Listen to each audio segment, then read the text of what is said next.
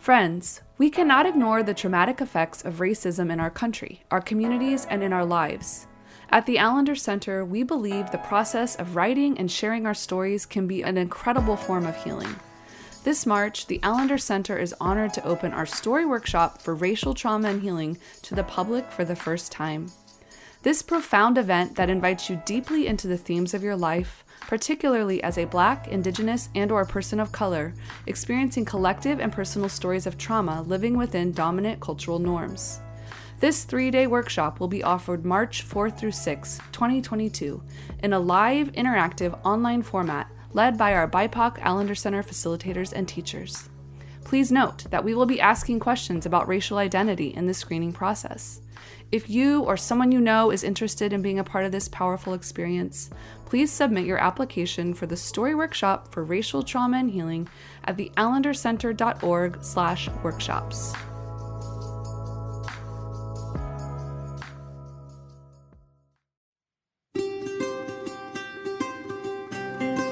Thank you for listening to the Allender Center podcast. I'm Dr. Dan Allender. And I'm Rachel Clinton Chen. We're fiercely committed to providing hope and healing to a fragmented world. And restoration for the heart. Thank you for joining us. Let's get this conversation started.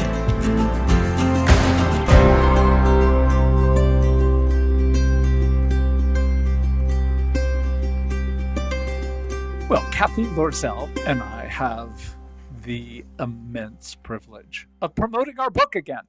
That's what we're doing. We're promoting our book, but we're sneaky. And we're going to do that by a significant conversation with one of my dearest friends, Scotty Smith. Scotty, welcome. I'm going to introduce you in a moment, but you can say you're really glad to be here.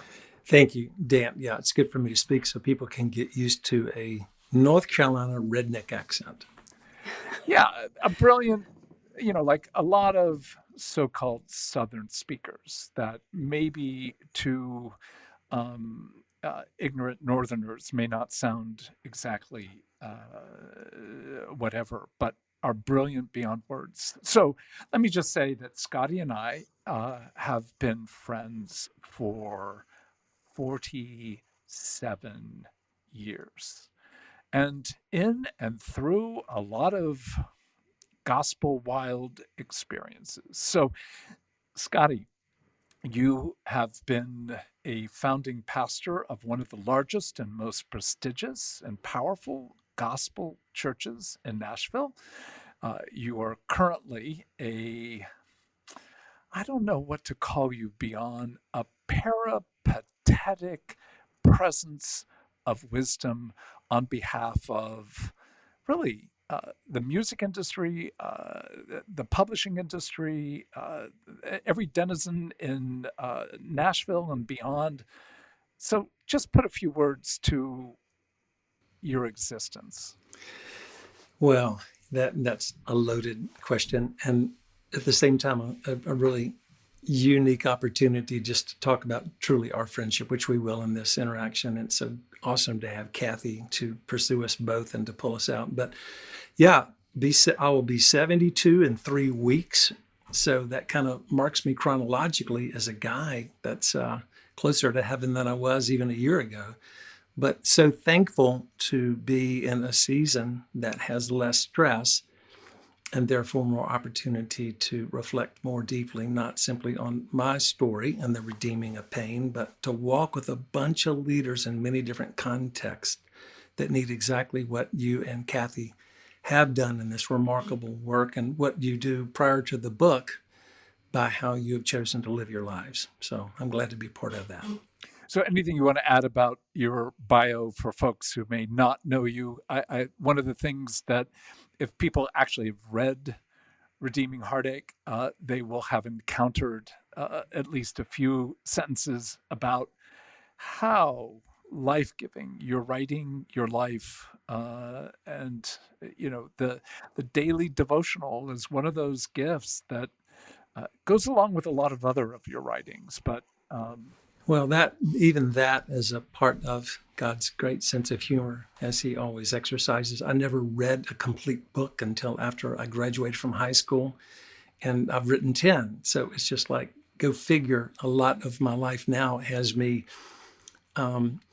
painting with words. And for a guy that just has struggled to really have a gift of reading and lingering in the text until much later in my journey. So, Cathy, what we're going to do, I forgot to tell you this, is let you interview both of us, but primarily Scotty. Oh, I'm so glad to know that as we're recording the podcast. That's wonderful.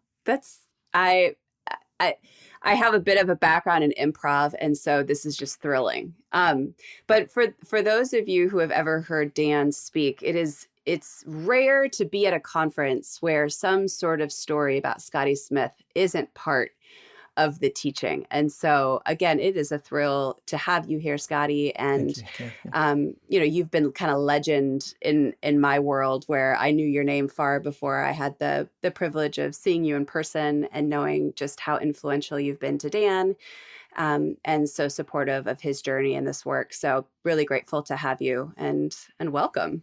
Thank you, Cathy. It is a true gift to be here and to get some interaction with you. Yeah, I'm excited. So what direction do you want to go, Cathy? Well, as I've had 3.5 seconds to think about it, I would like to know, I think, Dan, given the work that we do in this book, we're setting out the 6 types. So and really ending on the priest, prophet, and king categories. So given your history and how long you all have known each other, when you think of one another, where do you place yourselves or each other on the priest, prophet, and king category? Well, let me start with this. Scotty is an orphan and has known something of what it means to face death at a very, very perilously young day.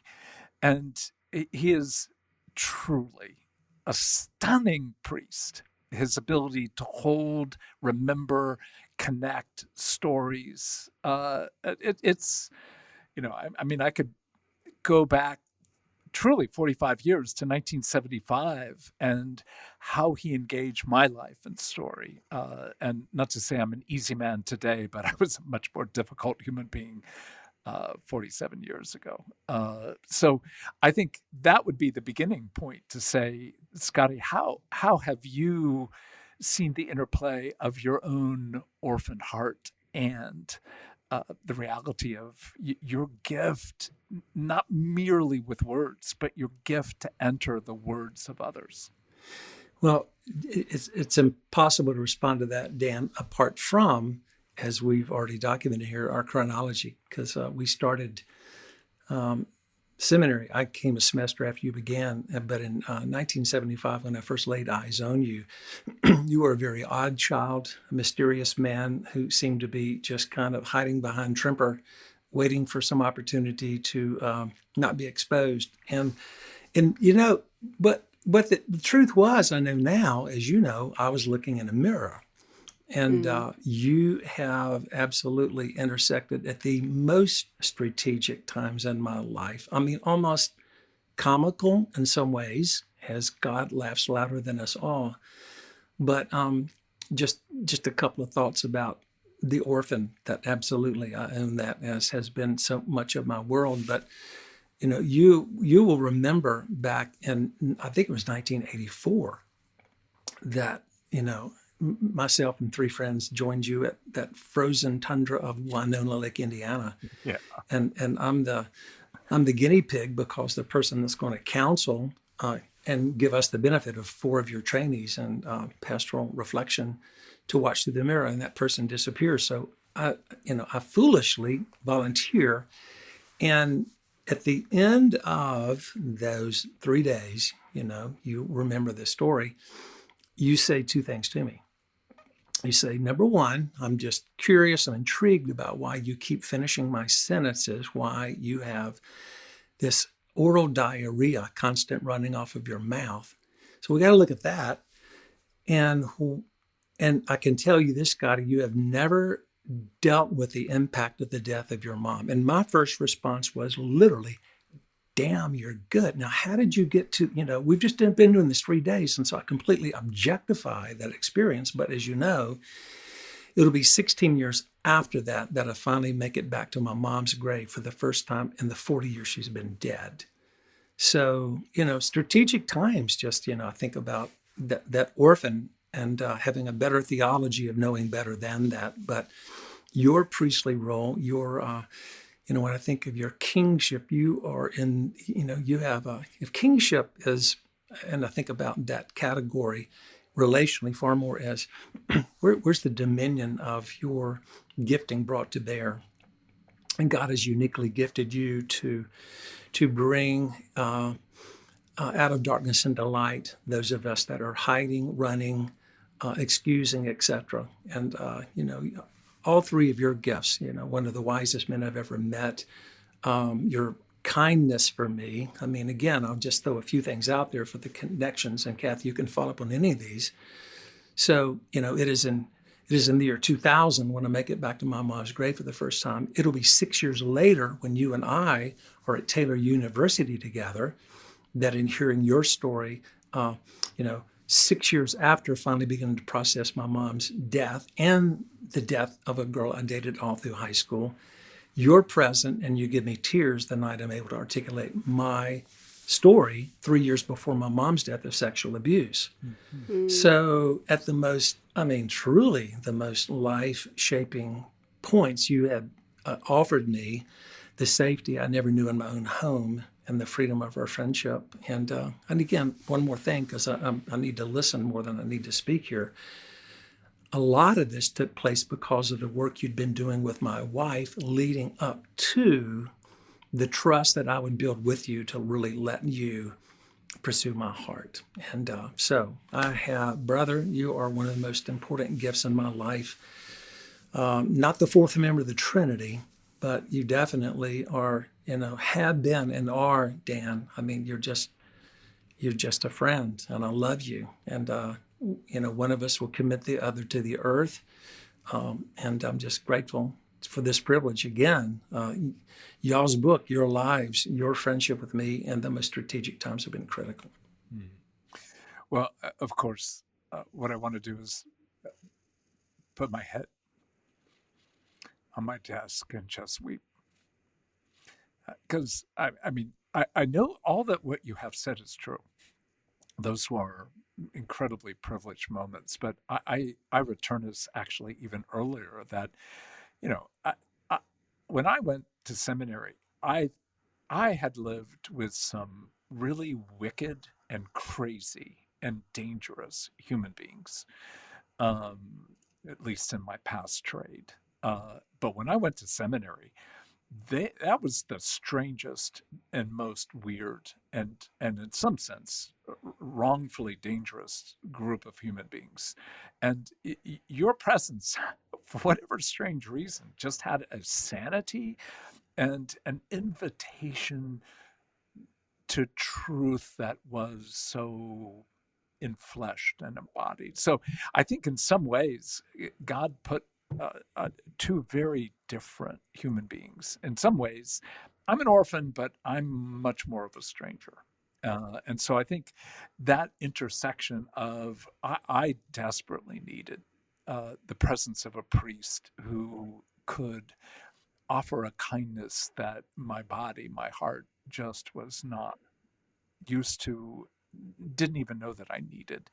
And I think in some ways you needed someone who was crazier than you to say, a lot of what we were in the middle of, even in seminary, was just crazy bullshit, and yet beautiful. And I just remember many times looking at you after a class going, what the, I won't say the word, but what's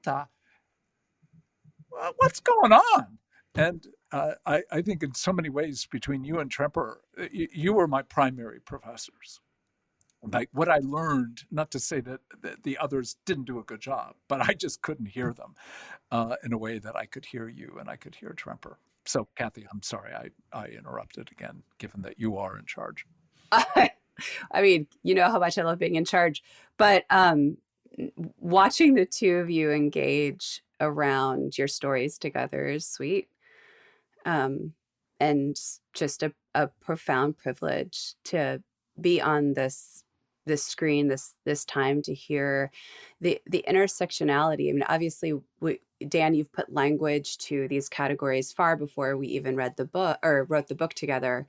But I think to see how universal these categories are, and the sense of, Scotty, you as a young man being able to take something of your orphaned heart and know how important story and our names are, like our purpose and who we are, and the fact that you were able to give that gift to Dan in a space where so much of Dan, what I know of your world at that point is that you didn't know who you were, even your own name, right? Like you didn't know the fullness of your story and the death of your father and the connection to your stepfather. I mean, there's so much of your own story at that point that would have caused such turmoil in your young body.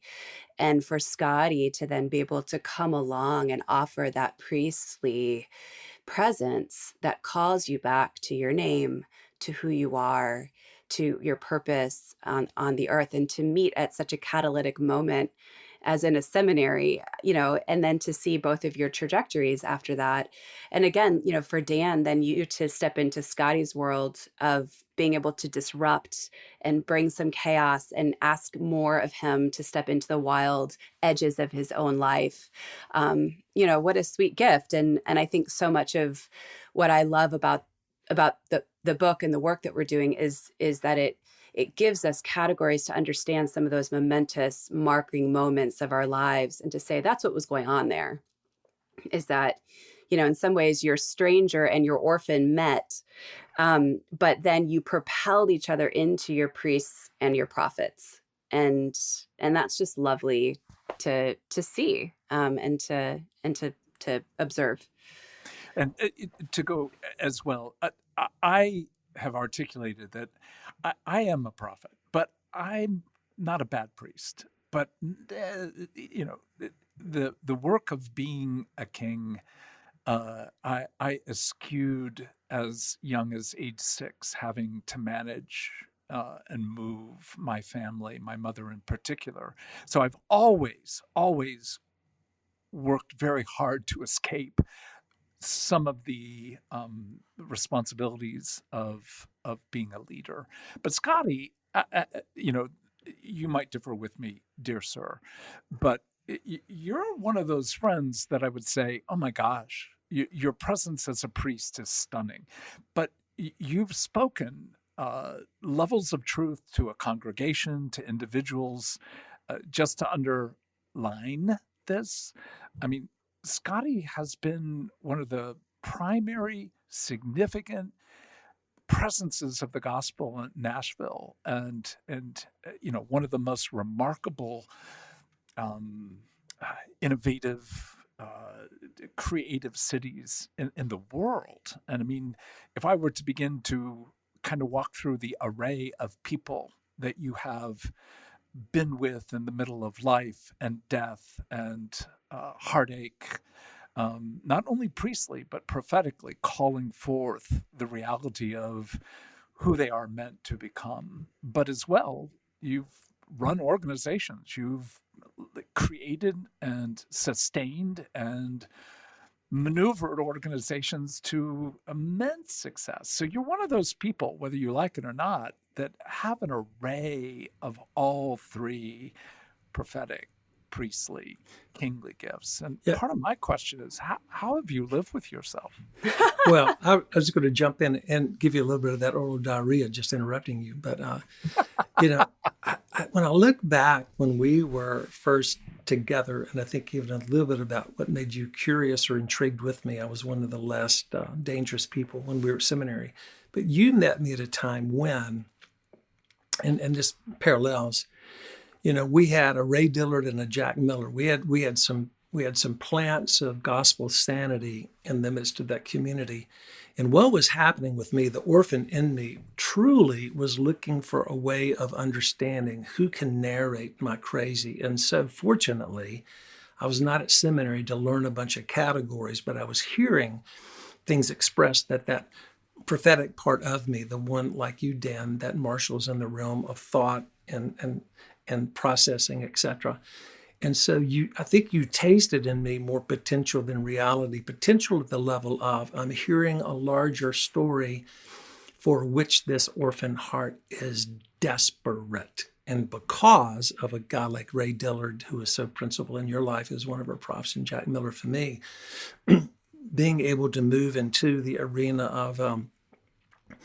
of priesthood, both receiving, which is something that I've resisted all my life, not thinking myself worthy to being cared for, but at some level then beginning to be defined by over caring for people. I mean, the way these categories interplay, it's been so critical for me to see Prophet, Priest, and King through orphan, because I can see how at times I've used those categories to mute the contempt of my heart and to minimize the probability of more pain. But the freedom that you have called me into, invited me out to play, inviting me into the world of my wife's heart, those categories, they don't change, but I think even our experience of them Godwardly become more precious to us and less a threat, but what we participate more in. So no, thank you. And I put on my repentances to cease deflecting, so I can acknowledge what you're saying.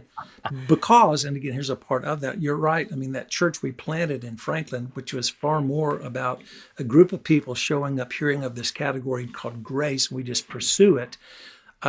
Personally have had never a bone in my body that wanted to build something, but when 4 couples become 4,000 people, nothing can explain that other than the goodness of God.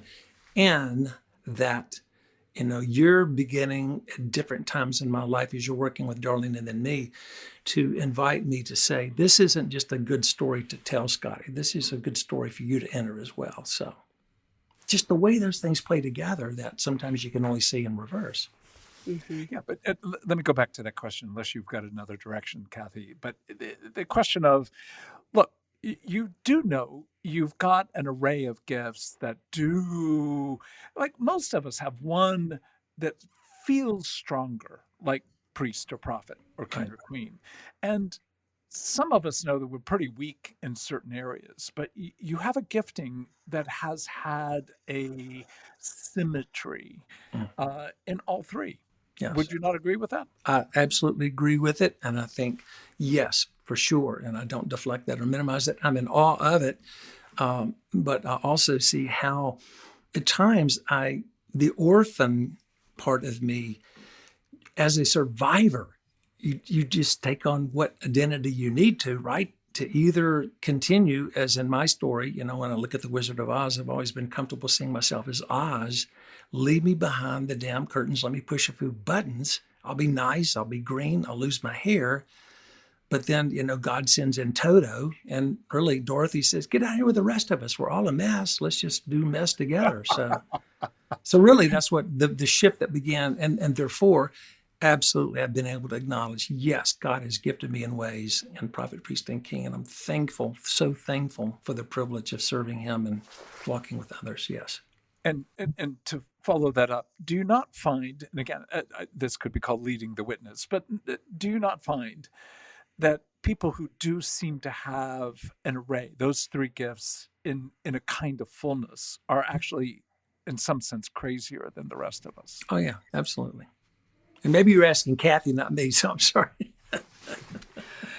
No, I don't have all 3 gifts. So although I still am crazy, but I do agree that the rarity means that you're seeing the world from a different sort of perspective and being able to move out in between all 3. But you're also more troubled than the rest of us, because you're seeing both the call of the king and the call of the prophet and the call of the priest simultaneously in your body, which leads to more wholeness, but also, potentially more grief in terms of what the world is meant to be and our call to engage with it, and just how much we fall short so often. And as well, how often the result is a lot of envy from Hmm. others because you have a place, you have a power and a position, and you have a gifting that can take. Again, I'm not foolish enough to think you were the reason, but you are a significant reason that it went from 4 couples to 4,000 people and is still one of the most significant churches in the country. So to step back and to underscore that, our suffering, because in some ways you're having been an orphan, but also you just haven't fit in some ways any particular culture Mm-mm. that well. Um, Yet, because of your gifting as a leader, you have been called into positions where you not only have the power to direct, but you have the power to invite others to take on the leadership they're meant to take. So I think in some ways, we often, at least I think a lot of people, look at highly gifted people with a certain degree of, oh, wouldn't that be wonderful? mhm. And I think what I'm underscoring is, yeah, it really is. But, when you're given 10 gifts, the 10 talents actually call forth even greater suffering and, in some sense, greater amazement, not because of your gifting that good things happen, but in all that, something of the remarkable work of the gospel shines forth. Mm. It's true. And as you were just spot on summarizing that, I just remembered one of the things you spoke to me when you and Beck were still in Colorado and Darlene and I were visiting you. One of the things you spoke that enabled me to begin to make the shift. I remember these words you said, and we were really there more for Darlene than for me, but you were smarter. And you you said this to me, and it was just kind of like, and it was one of those moments of which there have been so many.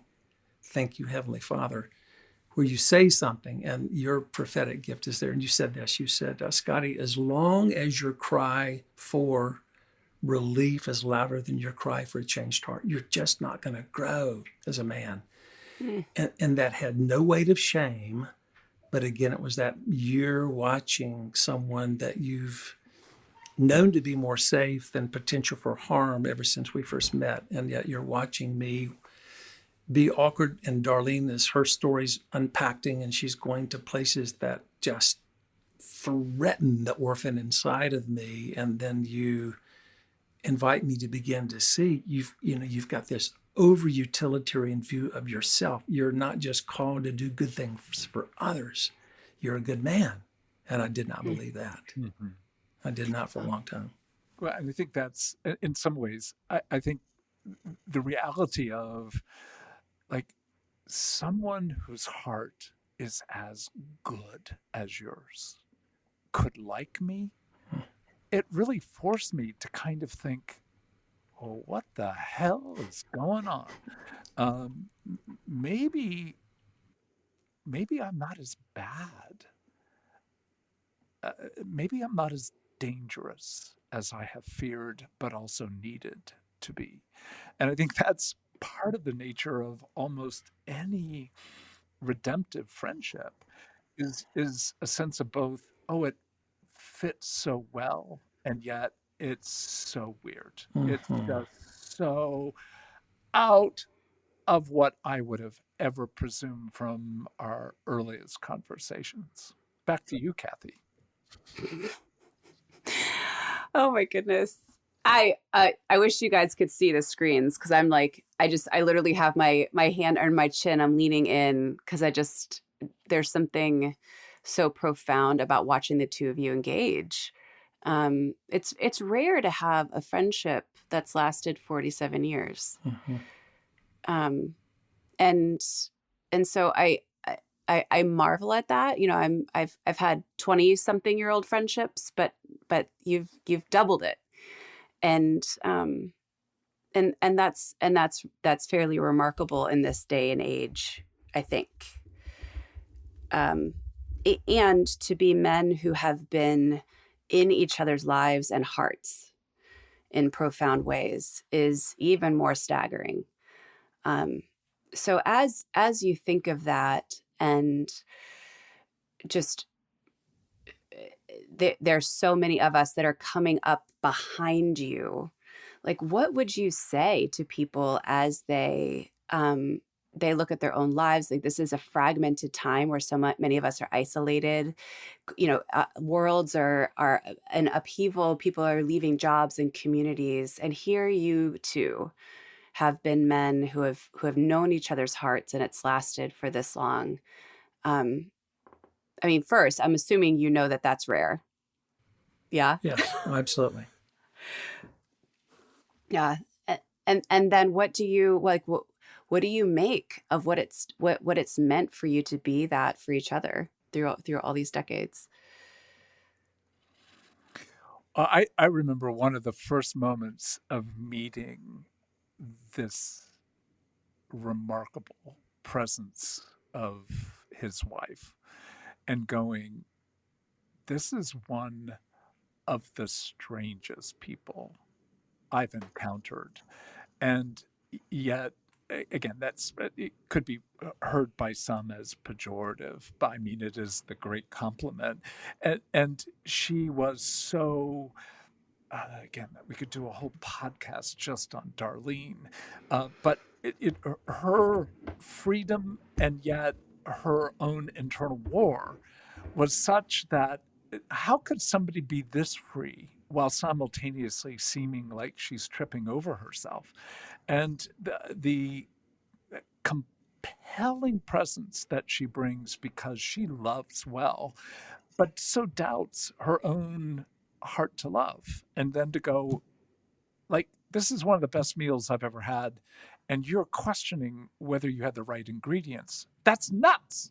And so kind of this notion that, yeah, there is a relationship between the two of us, but also to have been privileged to watch a marriage before I'm married, to watch people fight, struggle, pray, weep, and yet grow. I can remember watching their marriage and going, I think I might get married. Like if these two people can make a marriage, Amen. maybe I might be as well. So I think in some ways, you will never have a good relationship with someone until you admire them, until in some sense you know only too well that you're being invited into a relationship you do not deserve to receive. And I always had that feeling, not so much like I'm nothing, but more like, oh my gosh, there is such life here, such goodness here. And can I hang out for an hour and just taste something of the refreshing presence of honesty, of brokenness, and yet hope, the compelling presence of being able to hold the reality that we are broken and we are beautiful. I saw that not only in Scotty, not only in Darlene, but in their marriage. So I think that's one of the things I would say with regard to friendships. If you don't admire that person, then you're not going to really remain in a relationship over 47 years. Mm-hmm. Yeah, amen to that. And of course, as you're talking about friendship with Darlene and truly the God-giving space the Lord put you in to invite her into processing the pain, etc. When Becky did enter the story, I just think of the four of us in terms of the uniqueness of how we have learned together, really, risk or rust. You know, one of those many Jack Miller little one-liners that carry the weight of the 10 Commandments of grace, risk or rust. So I think, Cathy, even shaping that in terms of your query, there's a lot of fear, there's a lot of isolation, pre-COVID, COVID, etc. And I think that's a word that I can look at the four of us, Dan and Becky and Darlene and I, and say we would far rather risk the ocean of grace than rest upon the hinges of excuse making, blame shifting, never being willing to wonder, is there a seat at the banquet for me? And Dan, his gifts were coming together in a fashion that before his own heart was able to fully catch up with it. And I think that's a part of the giftings of God. So I got to watch him love my wife into health, and it intimidated the bejeebies out of me, but I needed to see it in the process before I could be willing to enter it myself. And that's really for all four of us, how that continues to play out. I mean, I love that. I've never heard the risk or rust thing, but I'm definitely using it from here on out. I will quote you. well, you can quote me, but most of my truly most as again we've mentioned a few key people, could name others, but Ray Dillard, this Old Testament remarkable human being that called Dan to life, and for me it was a different professor, Jack Miller. Jack was the freest, most dangerous man I've ever met in my life. And grace wrecked him and put a man together. And that was just one of the things. He looked at me in the eye and said one day, Scotty, risk or rust, will you live or will you stay in the orphanage of your own fear and self-contempt? Mm-hmm. And so it was, for the Lord to give me Dan and Jack Miller. I mean, I'm just one of the richest people you have ever met. Well, let's be real clear here. I met Jack while he was interacting with about 20 students. And Tremper and I it was the very first convocation, literally my first encounter with this thing called, seminary. And I was listening to him, and Tremper was being drawn into this. And I grabbed Tremper and I said, let's get the hell out of here. And he goes, why? Why? Like this man's amazing. And I said, this man could get me to go to places that I could die in. And literally, unrighteously, I grabbed Tremper and we got out of there. And Scotty, wild and crazy man, like invested, went to Uganda, went to places where literally there is warfare outside the door of where they are staying. So let's just underscore, I went with a brilliant, compelling, but Old Testament scholar who took me to Israel, but not to Uganda. You want to comment on that, Scotty, other than to say, at least I know danger a lot better than you do? Listen, you're truly, you weigh into danger that makes Uganda look like a sandbox in Palo Alto. I mean, listen. We're going to debate this. You had way more heart to enter into a wild man's life. Yes, absolutely. And again, I am not in any way diminishing the glory and wonder of Ray Dillard. No. But between the two, I chose the more sane. Yeah. Well, and let me just give one image because it plays into y'all's book and how these different categories are far less categories, far more ways of understanding the good heart of God towards us and in us and around us. But, when I first met Jack Miller, I got the little card, this is going to be your professor of record. I go knock on his door and I don't know the name. I'm bummed out. I don't get one of the big bubblegum card theologians. And so knock on his door. And he opened this door and I put up my hand to introduce myself, and he undercut my hand, put his arms around my back, pulled me into his heart, and did not let go for 21 years. Mm. And so that was safe danger. I mean, it was like, okay, here's where this starts for me in something I've never known before. Touch from a man that's safe, mm-hmm. and someone that would really laugh and have the most disarming laugh, mm-hmm. that had more power to make me want to be different than if someone just got in my face and just shamed me. So. Well, we can say, Cathy, that the two of us have had some of the sweetest and best human beings engage us in our raw, maybe we're diamonds, but let's just say in a state that looked a lot more like coal than a needing to be polished diamond. And I think that's, again, one of the gifts to be able to say is, there are a whole lot of people used for the kingdom that do not look, at least initially, like they're going to amount to a whole lot. And those that do look like they're going to amount, praise God for them. But I think it is something of the delight of God to use the small, the unpredicted, and in some ways, the less likely. And I would say of the two of us, we are men that have been captured, need to be even more so, but captured by the wildness of Jesus, and to think that we are still engaged in being loved and loving and being captured further for the sake of the gospel. I just know that in part I want to be faithful for Jesus, but I also want to say I don't want to disappoint my friend Scotty. Absolutely, And same so way. Very mutual. All that Yeah. leads us again to be able to say, what a gift to be together. And thank you, Scotty, and thank you, Cathy, for this play. It's good to be with you both. Thank you.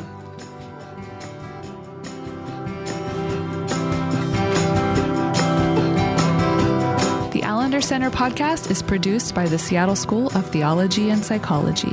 If you'd like more information about the Allender Center, you can look at theallendercenter.org.